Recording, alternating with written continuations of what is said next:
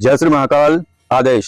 जय श्री महाकाल। तो ये है अनुज जी और ये महातंत्र काट साधना कर चुके हैं। तो अनुज जी, आपने ये जो महातंत्र काट साधना की है तो ये तंत्र को काटने की और एनर्जी को हटाने वाली प्रक्रिया है। जी बोलिए। तो आपने जब इस मार्ग में आगे बढ़ना शुरू किया तो आपको कैसे कैसी स्थितियों का सामना करना पड़ा, किस तरीके के होते हैं तंत्र? जैसे व्यक्ति के ऊपर तंत्र हो जाए तो क्या असर दिखते हैं? जैसे व्यक्ति के ऊपर एनर्जी अगर बैठी हुई है या उसके घर में बैठी है तो किस तरीके का माहौल होता है उस घर में? तो आपने क्या क्या फेस करा, आज इस पे चर्चा करते हैं आपसे। जी गुरु जी, जो मेरे पास तंत्र काट करवाने के लिए या एनर्जी रिमूवेशन के लिए केसेस आए थे जी, तो मैंने देखा कि सबसे पहले तो फाइनेंशियल ग्रोथ जो है बिल्कुल बंद हो जाती है उस इंसान की। बिल्कुल पैसे का माध्यम, धन का स्रोत सब उसका खत्म हो जाता है। बिल्कुल। दूसरा ग्रह घर में क्लेश, विवाद, झगड़े, बिना बात की कोई आफत आन पड़ना, तो इस टाइप का चलता रहता है उनके जीवन में विवाद।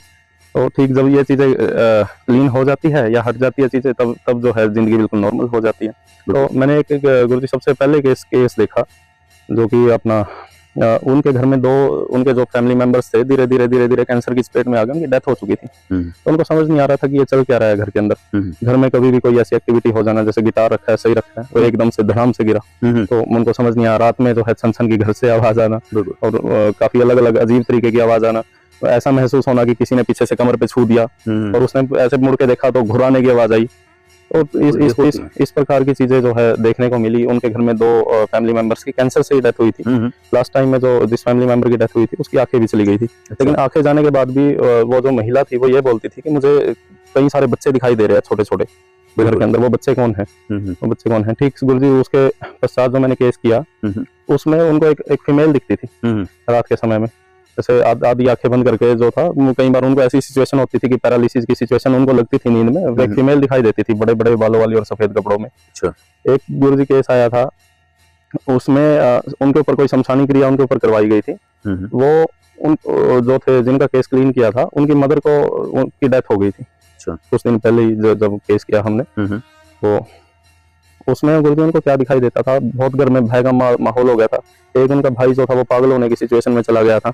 फिर उसके बाद गेट पे उनको कुछ अजीब सी आकृति दिखाई देती थी बाहर गेट पे, हालांकि कोई होता नहीं था। जब वो देखते थे जाके कुछ नहीं होता था। तो बड़ा भय का माहौल था उस घर में। जब क्लीन किया तो सारी चीजें नॉर्मल हो गई थी।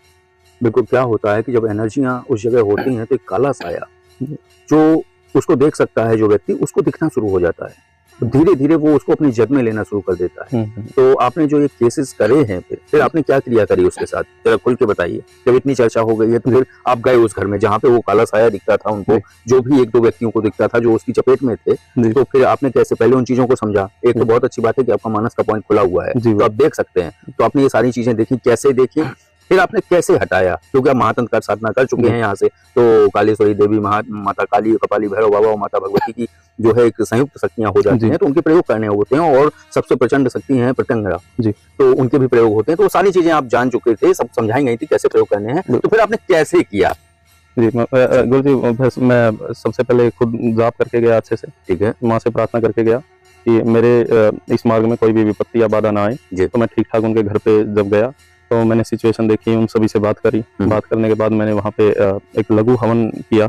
लघु हवन के बाद गुरुजी मैंने उन सभी की एनर्जी रिमूव करके उनको कवच डाला सभी को। कवच डालने के बाद मैंने उनके घर का भी क्लीन किया ताकि कोई भी एनर्जी उस घर के अंदर प्रवेश ना कर सके जी। तो गुरुजी इस प्रक्रिया के दौरान उनके घर में एक उनके जीजा जी आए हुए थे, उन्होंने ऐसे ही मजाक कर लिया। तो हकीकत ये थी कि वो 4 दिन तक सो नहीं पाए थे। बिल्कुल। रात में एनर्जीज ने उनको इतना परेशान किया, उन्होंने मेरे को फोन किया और माफी मांगी कि मैंने गलती करी, जो कुछ भी बोला। वो सो नहीं पाए थे। नहीं तो क्या है कि कुछ लोग अपने आप को ज्यादा कुछ एक्टिव और ज्यादा पढ़ा लिखा दिखाने का प्रयास करते हैं जी, और यही प्रयास उनके लिए दुष्परिणाम के रूप में प्रकट होता है। तो ये जो है दिक्कत होती है, क्योंकि कई लोगों को मैंने देखा है खामोखा की पहलवानी दिखाना, खामोखा की जो है अपनी बातें करना, लेकिन जब व्यक्ति फंसता है तो उसे पता चलता है कि वास्तविक स्थितियां हैं क्या। तो यही सारा था। तो बाकी और भी आपने केसेस वगैरह लिए होंगे? जी गुरुजी, उसके अलावा जो है अभी केसेस चल रहे हैं, अलग अलग तरह के आते हैं। किसी के ऊपर किसी एनर्जी का साया है जी, किसी के ऊपर जो है किसी को कोई समस्या है, तो वो अलग अलग इंडिविजुअल टू इंडिविजुअल डिपेंड करते हैं। जी। तो ये थे इनके अनुभव, क्योंकि इन्होंने महातंत्र का साधना की है।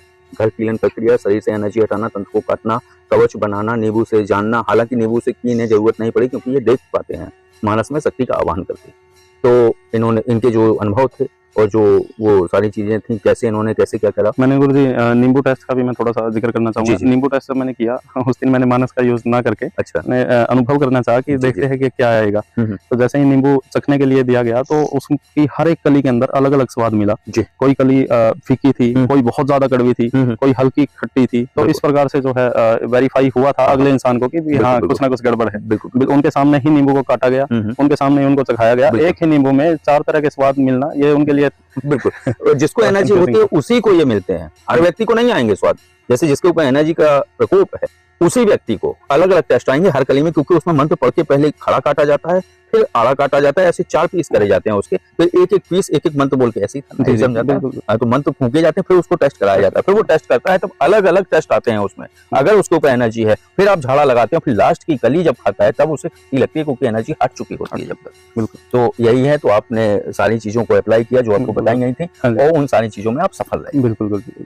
तो बस अब चर्चा को विराम देते हैं। ये थे इनके अनुभव, अनुज जी के, जो महातंत्र साधना इन्होंने की और जो एनर्जी रिमोवेशन साधना की, तो उसके इनके ये अनुभव रहे हैं और ये इन सारी क्रिया से, इस प्रक्रिया से पूर्ण तरीके से संतुष्ट हैं। बिल्कुल। आप कर पा रहे हैं? हाँ जी, मैं तंत्र काट कर पा रहा हूँ, रिमूव एनर्जी रिमूव कर पा रहा हूँ जी। घर कीलन प्रक्रिया? जी गुरु जी, घर कीलन प्रक्रिया भी मैं कर रहा हूँ। ठीक है, तो बस अब इस चर्चा को विराम देते हैं।